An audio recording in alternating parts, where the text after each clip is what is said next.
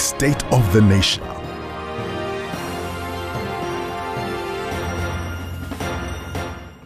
On the 30th of January 2020, the World Health Organization declared a public health emergency of international concern, and on the 11th of March 2020, a pandemic. The COVID-19 pandemic has had a devastating effect on our livelihoods, how we work, how we interact, our decisions too. It has affected inter- and intra-governmental engagements, corporate marketing strategies, family engagements, friends and all. Since then, family after family has been devastated by the loss of one or even multiple loved ones in just a matter of days or weeks. The virus totally changed every part of our lives. When the pandemic hit, our health delivery system was not ready to cope. COVID made things worse. In February this year, Zimbabwe launched the vaccination campaign. How has Zimbabwe done so far? How is the vaccine rollout plan supposed to work? What have we done well? What have we handled badly? Let's take a look at all of these questions. On February the 16th, 2021, the Ministry of Health presented its vaccine rollout plan to Parliament. 2 days later, Zimbabwe launched its vaccination program.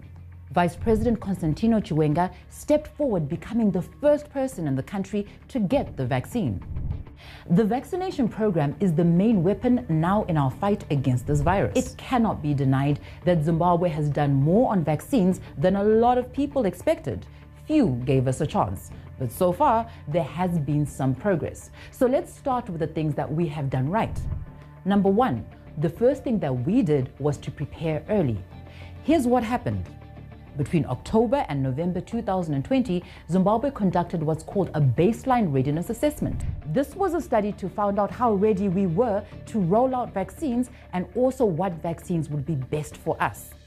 Who did this study? There was a group drawing from various agencies in the country. It's called the Interagency Coordination Committee on Immunization and the Zimbabwe Immunization Technical Advisory Group. It's quite a long name, but in simple terms, it's a committee made up of various experts. They advise the government on all immunizations, that is, those from government and those acquired outside the government. So early on, Zimbabwe was looking at how best to get vaccines into the country, which vaccines to get, and how to distribute them. This committee found out that it didn't need to reinvent the wheel. Zimbabwe already has a distribution network for other vaccines. It's called the Expanded Program on Immunization, or EPI. It's like a map of how to get vaccines from the airport to the big warehouses in Harare, Victoria Falls and Bulawayo, to provincial warehouses and right down to your local clinic. They do this all the time with other vaccines. So they figured this network will be the backbone for distribution. So being prepared was the number one thing we did right. Secondly, the government welcomed private players to help in the acquisition of vaccinations, the resuscitation and rehabilitation of our health systems.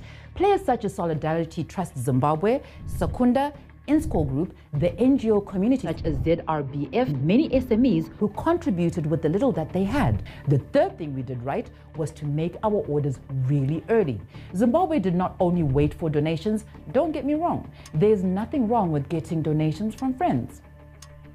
But you need to be the one taking the lead, and that's exactly what Zimbabwe did. While donated vaccines were the first to arrive, purchases were being made. Now, a lot of people say, but we're relying on donations. While the donations are welcome because every bit helps, to say Zimbabwe is relying only on donations is simply not true. Here are the facts. As at the end of June, Zimbabwe had brought in 2.26 million vaccine doses. Of these, 1.7 million had been bought by Zimbabwe. 560,000 were donations. How did this help us? Well, by not waiting entirely for donated vaccines, we were able to avoid a big problem that many countries around us are facing. There is a global shortage of vaccines. It's not easy to get them. There is a global facility called COVAX. It's meant to donate vaccines to some of the poorest countries. It's a great idea, but there have been a lot of delays in getting these COVAX vaccines to many countries. We are seeing this in the region. Even for those who buy vaccines, it's not that easy. It's not like ordering a pizza or buying bread at the supermarket. There's a long queue of countries waiting to buy vaccines. So there's a long delay between the time you pay for the vaccines and the time you actually get the vaccines. Any vaccine that lands at the airport is a major win for Zimbabwe, whether donated or bought. And the last thing Zimbabwe has done so far is being flexible in the rollout. When the program started, vaccines were only for targeted groups. We're talking about frontline health workers, the elderly, our security services, and others. It made sense at the time. We had to reach the most vulnerable groups first. But then, the government decided it made sense to open it to everyone. This meant that there would be less risk of us wasting vaccines. In March, the president got his first shot in Victoria Falls. This was to launch a program to immunize every adult in the resort town. That way, our tourism can have a chance to bounce back quickly. Zimbabwe has been ahead of many countries in the region. Our efforts have been commended by politicians from as far and wide as Australia and even closer to home in South Africa. But should we celebrate this? Not yet. There's still a lot of work to do.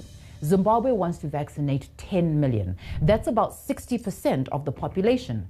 This is the level that will give us a fighting chance. So far, we have only vaccinated a little over 5% of the population.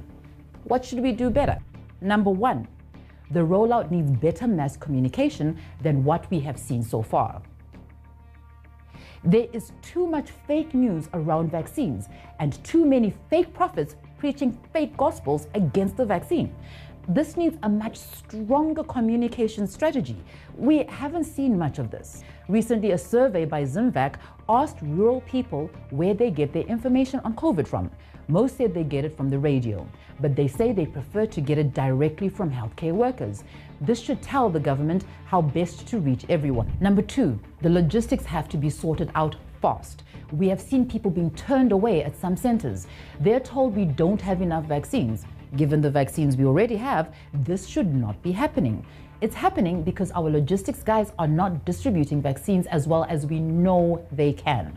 There are areas with high demand for vaccines and places with low demand. This is what those running logistics should be looking at. Nobody should ever have to be turned away. Number three, data.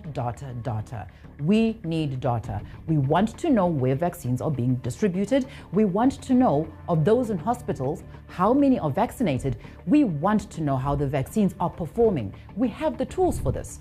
One of the teams in place is the Pharmacovigilance and Clinical Trials Committee. These guys check out how the medicines we use in Zimbabwe are working. We also know that the Medicines Control Authority of Zimbabwe is also monitoring the safety of vaccines. Did you know that there's an app you can use to send them any side effects?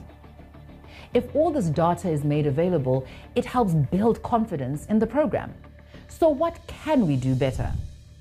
Communicate better, distribute vaccines better, and give us more data. As a country, we must be proud of how we have started on vaccinations.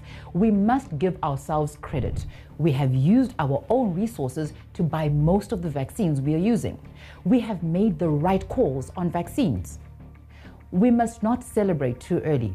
Let's use that positive energy to push ahead and deal with the areas that still need more work. As we battle the third wave, a fresh batch of vaccines were received from China and vaccinations have resumed. Do not wait until the last moment to get in line. We are tired of seeing loved ones sick and dying. Let's support our vaccination program and make it work. Vaccines are our best chance to beat COVID-19. Remember, mask up, sanitize, and maintain social distancing. Like, share, comment, and subscribe.